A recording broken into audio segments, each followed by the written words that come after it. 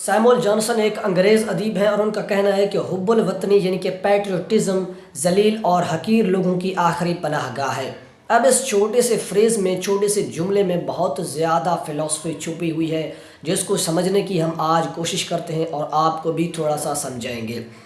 سب سے پہلی چیز یہ ہے کہ پیٹریوٹزم اور حب الوطنی کی ہسٹری یہ ہے کہ اس کو انگریزوں نے یعنی کہ برطانیہ نے ایجاد کیا ہے۔ برطانوی جو کہ دوسری قوموں کو جھوٹ پھیلانے میں، ان پر ظلم و زیادتی کرنے میں اور قتل و غارت گری مچانے میں اول نمبر پر آتے ہیں، اور جو علاقے برطانیہ کے انڈر رہ چکے ہیں وہ بھی بالکل انہی کی طرح ہے۔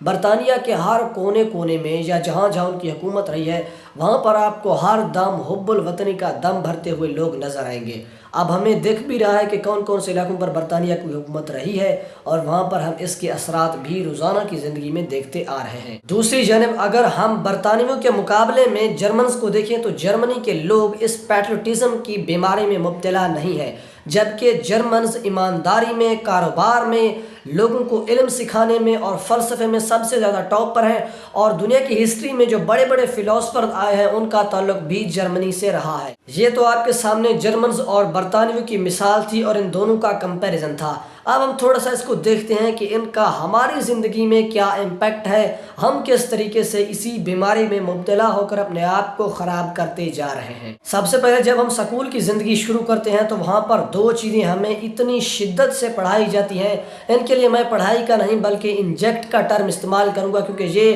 جس طریقے سے ایک مریض کو میڈیسن انجیکٹ کر دیا جاتا ہے اسی طریقے سے ہمارے مائنڈ میں، ہمارے تھاٹس میں، ہماری سوچ میں یہ چیز رچ بس جاتی ہے کہ ہم نے اس طریقے سے چلنا ہے۔ اور یہ دو چیزیں، ایک ہے انتہا پسندی، مذہبی انتہا پسندی، اور دوسرا ہے حب الوطنی پیٹریوٹزم۔ سب سے پہلے ہم مذہب کو ڈسکس کر لیتے ہیں۔ چھوٹی ہی زندگی سے جب ایک بچے کا عمر 14-15 سال ہوتا ہے تو اس ٹائم سے اس کو یہ چیزیں سمجھا دی جاتی ہیں کہ فلاں سنی ہے، فلاں شیعہ ہے، فلاں اس طریقے سے نماز پڑھتا ہے، فلاں کا تعلق فلاں مسلک سے ہے، وہ اس طریقے سے اس مسئلے کو دیکھتا ہے، آپ نے اس کو اس طریقے سے دیکھنا ہے۔ تو ایک چھوٹا بچہ جو کہ مذہب فروش ممبر پہ بیٹھنے والے ان کی باتوں کو سن کر ان سے موٹیویٹ ہو کر کسی دوسرے مسلک سے تعلق رکھنے والے کو ٹارگٹ کرنے لگ جاتا ہے۔ جو عمر اس بچے کا اس چیز میں خرچ ہونا چاہیے تھا کہ وہ نئے سوچ کو اپنے اندر پروان چڑھاتا، نئے علم سیکھتا، نئے نئے فلسفے کو پڑھتا اور یہ سمجھتا کہ دنیا میں آنے کا مقصد کیا ہے، قرآن و حدیث کو صحیح ڈائریکشن سے پڑھتا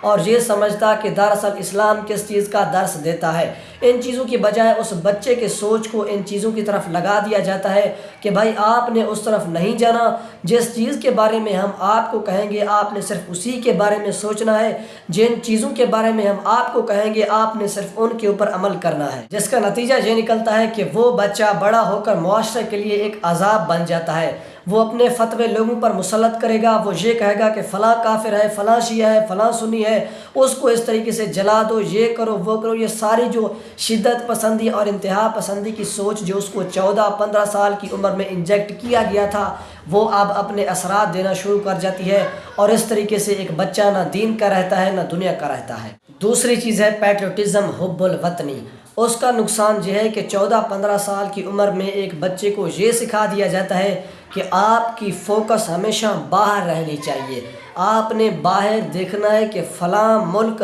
فلاں کو تباہ کرنے کی کس طریقے سے سازش کر رہا ہے، فلاں ملک غیر مسلم ہے، وہ مسلمانوں کو تباہ کرنا چاہتا ہے، اس نے فلاں ملک میں ظلم کیے۔ آپ نے باہر ہمیشہ فوکس رکھنا ہے، یہ نہیں دیکھنا کہ آپ کے اپنے ملک میں کیا ہو رہا ہے، آپ کے اپنے معاشرے میں کیا ہو رہا ہے، آپ کے اپنے اندر کیا ہو رہا ہے، آپ کے اپنے اندر کیا برائیاں ہیں۔ یہ چیزیں بعد میں فساد اس لیے بن جاتی ہیں کیونکہ آپ خود سوچیں، جب تک ایک بچے نے اپنے لیے کچھ نہیں کیا ہوتا، اپنے معاشرے کو، اپنے ملک کو سمجھا نہیں ہوتا، وہ یہ نہیں دیکھتا کہ زندگی میں اس کے آنے کا مقصد کیا ہے، وہ ان مسلمانوں کے لیے کیا کر سکتا ہے جن پر فلاں ملک ظلم کر رہا ہے۔ سب سے پہلی چیز یہ ہے کہ اس کو اپنے لیے کچھ کرنا چاہیے تاکہ وہ ان چیزوں کی پہچان کر سکے کہ حقیقت کیا ہے، افسانہ کیا ہے، تاکہ وہ ان چیزوں کو جان کر اپنا ایک مقام بنائے اور تب ان لوگوں کی مدد کرے جب وہ اپنے لیے کچھ کر چکا ہو۔ تو یہ دو چیزیں تھیں جن کے بارے میں آج کی ویڈیو میں نے آپ کے ساتھ ڈسکس کیا۔